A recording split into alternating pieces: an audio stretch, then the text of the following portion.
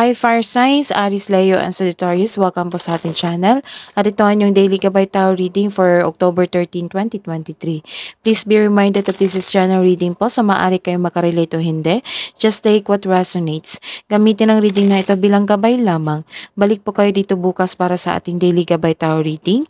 Please like, subscribe, and click bell button for notification para po updated kayo sa Daily Tarot Love reading natin. Para po sa gusto magpa-reading, maaari nyo pong makuha ang link. Nasa description box po ito. Message nyo lang po ako sa messenger. Maraming salamat po. Spirit guys, ano po ang ganap today para po kay Aries, Leo, and Sagittarius ngayong October 13, 2023 para po sa mga single?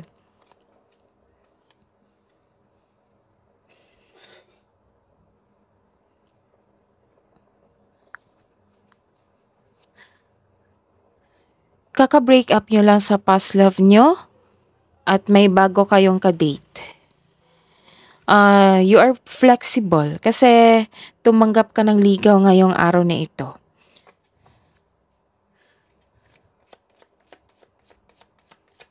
Para po sa mga may relasyon, Aries, Leo, and Sagittarius ngayong October 13, 2023.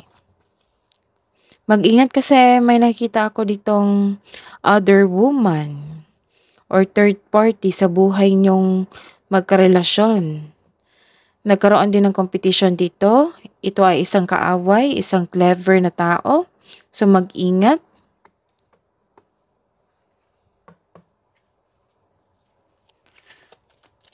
Spirit guys, ano po ang Spirit guys, hingi po kami ng clarification po para po sa Heart with a Key and Axe. Para po sa mga single. Para po sa mga may relasyon, hingi po kami ng clarification po sa The Snake and Ascending. Para po kay Aries, Leo, and Sagittarius sa mga may relasyon.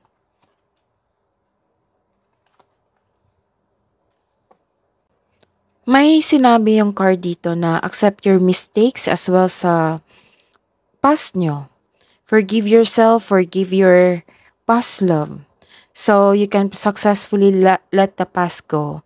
Maaari rin magpakita o may balak bumalik yung past love mo, kaya pala na lumabas yung energy niya dito.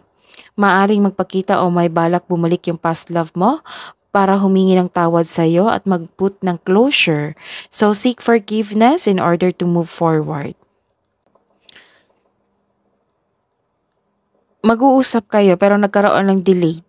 Nakakita ko dito na nagkaroon ng delayed or nagkaroon kayo ng hesitation para kausapin siya na para mag-put kayo ng closure. Para sa mga may relasyon, excited kayo sa coming monthsary and anniversary para i-celebrate ito. Inalala yung dating ugali nyong lalo na yung bago pa kayo. Na-appreciate nyo ang inyong transformation ngayon dahil marami kayong natutunan sa inyong naranasan na pagsubok. You are manifesting a wonderful relationship. Your manifest will be granted soon.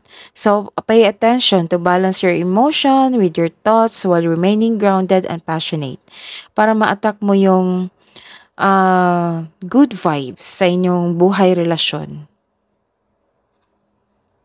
Hidden truth po, anong iniisip mo, anong iniisip niya?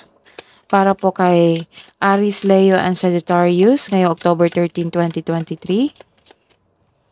Para sa mga single, I wonder if you are happy without me. Sa mga may relasyon, you and I were too young. Love advice niyo po, Spirit guys, para po kay single, Aries, Leo, and Sagittarius ngayong October 13, 2023. Allow unlimited abundance. Wow. Spirit guys, ano pang love message niyo po para sa mga couple natin? Aries, Leo, and Sagittarius ngayong October 13, 2023. Emotions, look deep within your emotions. Love advice po para sa mga single. Healing. Imagine yourself and your beloved surrounded by light. Feel your relationship being healed this very moment.